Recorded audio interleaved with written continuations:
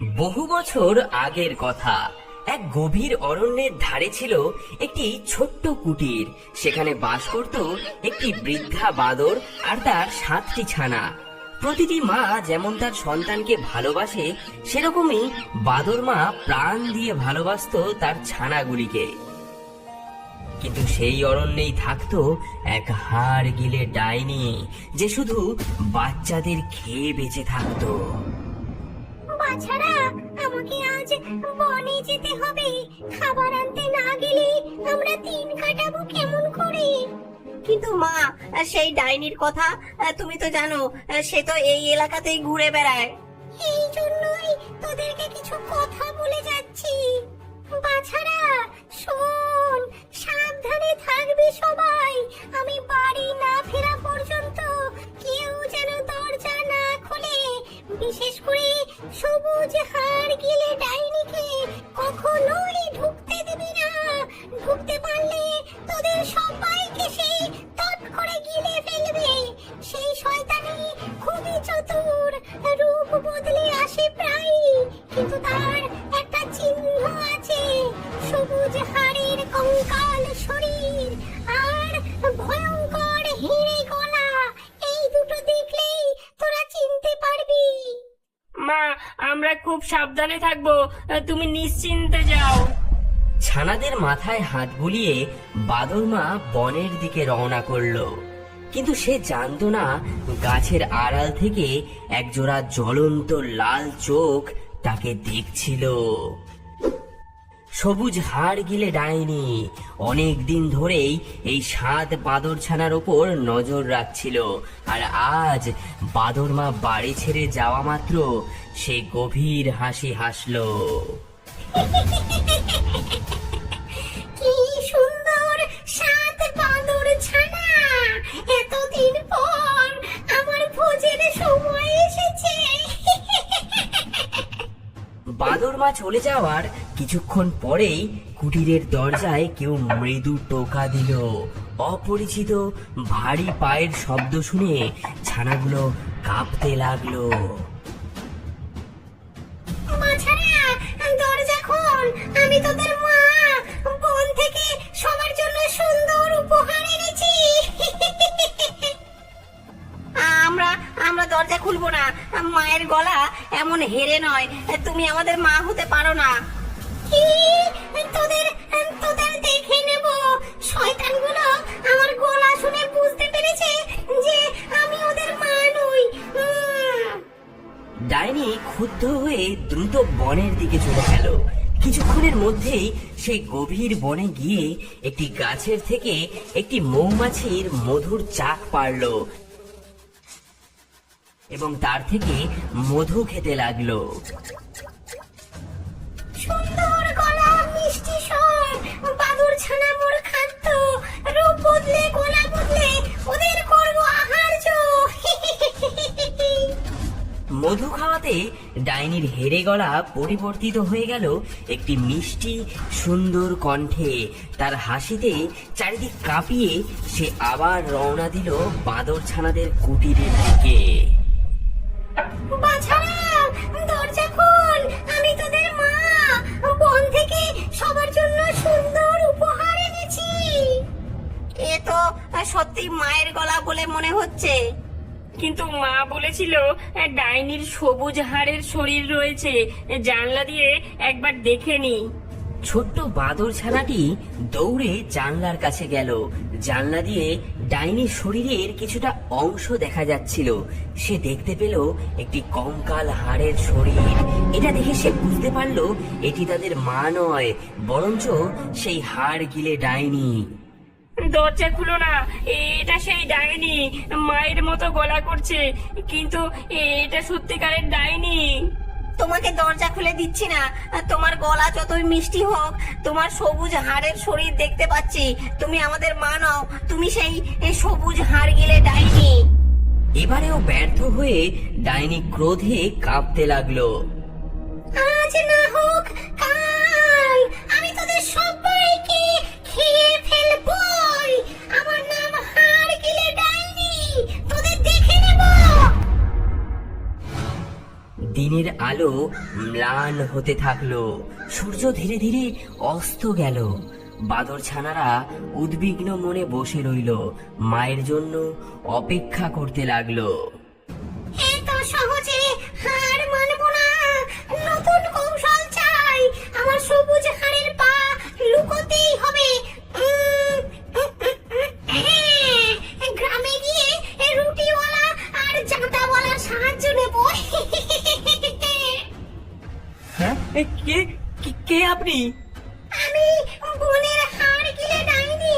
আমার পায়ে জখম হয়েছে, আমার পায়ে ময়দার পুটিস লাগিয়ে দে। রুটিওয়ালা ভয়ে কাঁপতে কাঁপতে ময়দার পুলটিস লাগালো। ময়দার সাদা রং ডাইনির সবুজ হাড়ের পা ঢেকে ফেলেছিল, কিন্তু পুরোপুরি ঢাকা পড়ছিল না। এভাবে তো কিছুই হবে না। আমার পায়ের রং তো এখনো সবুজই দেখা যাচ্ছে। আরো ভালো পুলটিস চাই। আমার কাছে এর চেয়ে ভালো ময়দা নেই। তুমি জাতাওয়ালার কাছে যাও, তার কাছে সাদা ময়দা গুঁড়ো আছে, সেটা দিয়ে হয়তো তোমার পা ঢাকা যাবে। এই যে জাঁতাওয়ালা, তোমার সাদা ময়দা গুঁড়ো আমার পায়ে ছড়িয়ে দাও। জাতাওয়ালা ভয়ে কাঁপতে কাঁপতে ডাইনি বুড়ির সবুজ হাড়ের পায়ে সাদা ময়দা গুঁড়ো ছড়িয়ে দিল। এতে তার পা একদম সাদা হয়ে গেল, ঠিক যেন বাঁদর মায়ের মতন। বাহ! এখন বাদর ছানারা আমাকে আর চিনতে পারবে না। বাদর মা সেজে ঢুকে সবাইকে গিলে খাবো।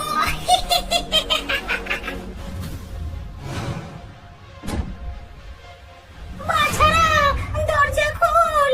আমি তোদের মা। বন থেকে সবার জন্য জিনিস এনেছি। এটা তো মায়ের গলায় শোনাচ্ছে। আগে আমরা নিশ্চিত হই, মা বলেছিল ওই ডাইনির সবুজ হাড়ের শরীর।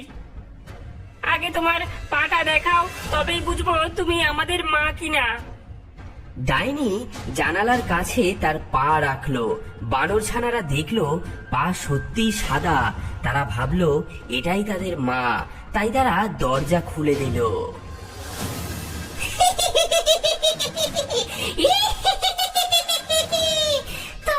তোরা এবার কি করবি? তোদের তো এবার পালানোর উপায় নেই। হ্যাঁ, ওরে বাবারে, ডাইনি পালাও পালাও। পালাও পালাও পালাও ডাইনি। ডাইনি ঢুকতেই বাদর ছানারা সবাই লুকোনোর জন্য দৌড়ালো। প্রথম বাদর ছানাটি টেবিলের নিচে লুকোলো, দ্বিতীয় জন বিছানায়, তৃতীয় জন রান্নাঘরের উনুনের মধ্যে, চতুর্থ জন বাসন মাজার ঘরে, পঞ্চম জন পোশাকের আলমারিতে, ষষ্ঠ জন জলের পাত্রে, আর সবচেয়ে ছোট্ট সপ্তম জন বড় দেওয়াল ঘড়ির মধ্যে লুকোলো। লুকিয়ে লাভ নেই, আমি তোদের গন্ধ পাচ্ছি। তোদের আমি ঠিক খুঁজে খুঁজে বার করব। ডাইনি প্রথমে টেবিলের নিচে হাত ঢুকিয়ে প্রথম বাদর ছানাকে ধরে ফেললো, তারপর একটি বড় হাঁ করে তাকে গিলে ফেললো। কুটকুটে কুটকুটে বাদর ছানার দল, একে একে খাবো, তোদের লাগবে না কো জল। টপ টপ টপ করে খাবো আমি গিলে, একে একে যাবি তোরা আমার পেটে চলে। তারপর একে একে বিছানার নিচে, রান্নাঘরে, বাসন মাজার ঘর, পোশাকের আলমারি আর জলের পাত্র থেকে ছানাদেরকে বের করে কপ কপ করে গিলে ফেলতে লাগলো। ছানারা মায়ের নাম ধরে কাঁদতে কাঁদতে চলে যাচ্ছিল ডাইনির পেটে। মা মা বাঁচাও বাঁচাও বাঁচাও বাঁচাও। কি স্বাদ, কি স্বাদ! বহুদিন পর এত সুস্বাদু খাবার খেলাম। কিন্তু সবচেয়ে ছোট্ট ছানাটিকে ডাইনি খুঁজে পেল না। ঘড়ির মধ্যে সে এমন নিশ্চুপ হয়েছিল যে ডাইনির নজরেই পড়ল না। 6টি ছানা খেয়ে ডাইনির পেট ফুলে উঠল বিশাল ঢোলের মতন। আহা, 6টাই যথেষ্ট। এত খেয়ে আমার ঘুম পাচ্ছে। আহা!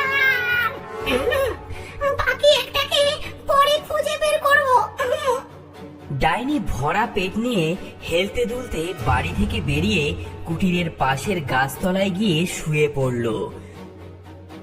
ভোরের আলো ফুটতে না ফুটতেই সে ঘুমিয়ে পড়ল। তার নাক ডাকার শব্দে গাছের ডালপালাও কাঁপতে লাগলো। দাদারা, দিদিরা, কোথায় তোমরা? আমি যে একা হয়ে গেলাম। মা!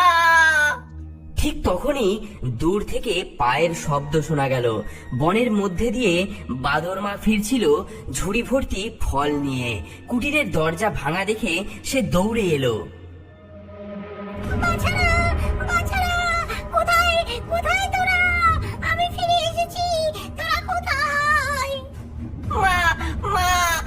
আমি এখানে। ঘর এমন এলোমেলো কেন? আর আমার অন্যান্য ছানারা কোথায়? মা, সেই ডাইনি এসেছিল, সে অন্য সবাইকে খেয়ে ফেলেছে। আমি ঘড়ির মধ্যে লুকিয়েছিলাম বলে সে আমাকে খুঁজে পায়নি। আমার দাদা ভাইরা কোথায় গেল মা? কি বলছিস? আমার ছানাদের খেয়ে ফেলেছে? বাছারা! হ্যাঁ মা, সে এখন বাইরে গাছতলায় ঘুমোচ্ছে।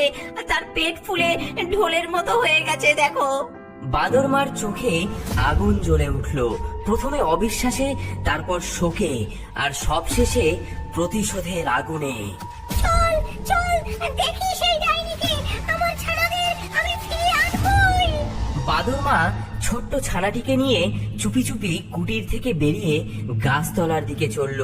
সূর্যের আলোয় তারা দেখতে পেল একটি বিশাল সবুজ আকৃতি পড়ে রয়েছে গাছের নিচে। ডাইনির পেট ফুলে ঢোলের মতো হয়ে গেছে। তুই তুই এখানে থাক, আমি আমি দেখছি কি করা যায়। বাদরমা ছোট্ট ছানাটিকে একটি ঝোপের আড়ালে রেখে নিঃশব্দে ডাইনির কাছে এগিয়ে গেল। ডাইনি গভীর ঘুমে আচ্ছন্ন, আর তার নাক ডাকছে।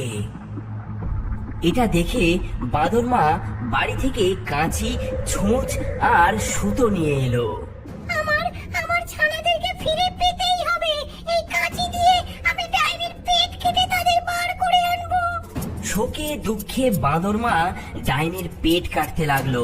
সবচেয়ে ছোট্ট বাদর উকি দিয়ে দেখতে লাগলো। পেট সামান্য কাটতেই একটা ছানা মাথা বার করলো। আরো খানিক কাটতেই লাফ দিয়ে বেরিয়ে এলো তার 6টি ছানা। মা! মা! মা! মা, মা, আমরা ফিরে এসেছি।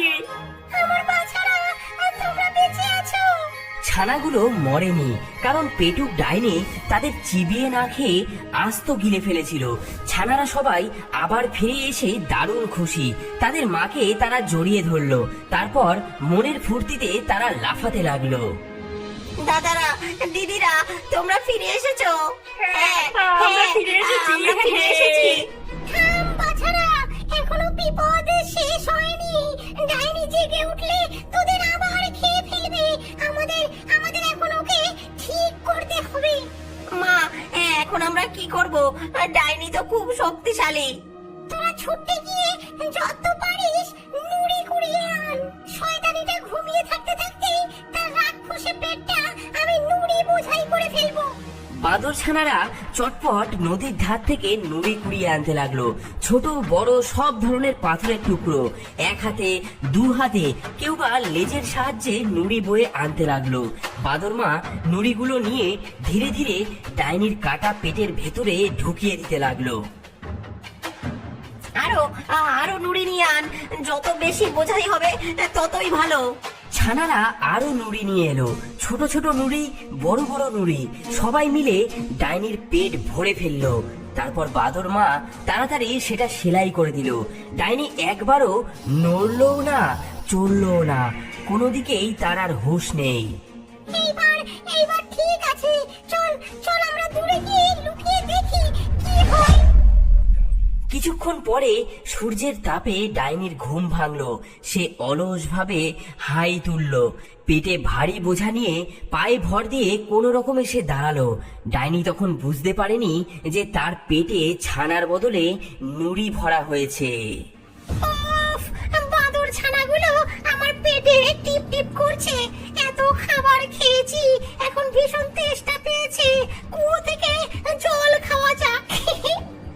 ডাইনি ধীরে ধীরে হেলতে দুলতে হাঁটতে শুরু করলো, কিন্তু যেই না সে হাঁটতে শুরু করেছে অমনি তার পেটের মধ্যেকার নুড়িগুলো উঠলো মরমর খড়খড় করে। দারুণ অবাক হয়ে সে চেঁচিয়ে উঠলো। পেটের মধ্যে ঘর ঘর খড় খড় করছে, ওসব কি? গিলেছিলাম বাদর ছানা, কচি কচি, মনে হচ্ছে ওগুলো সব পাথর কুচি।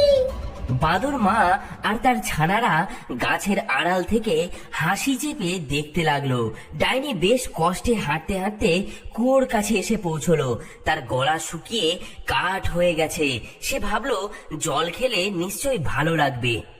আহ, জল জল জল চাই। কুয়োর পাড়ে এসে জল খাবার জন্য যেই না সে ঝুঁকেছে অমনি নুড়িগুলোর ভারে তার শরীরের ভারসাম্য নষ্ট হয়ে গেল। ডাইনি সোজা কুয়োর মধ্যে গিয়ে পড়লো। বাঁচাও, বাঁচাও। ডাইনি পড়েছে, ডাইনি পড়েছে। মহাফুর্তিতে 7টি বাদরছানা কুয়োর চারপাশে নাচ করতে লাগলো। এরকম মজার মজার ভিডিও দেখতে চ্যানেলটিকে সাবস্ক্রাইব করে বেল আইকনের অল নোটিফিকেশনটি বাজিয়ে রাখুন। Bye bye.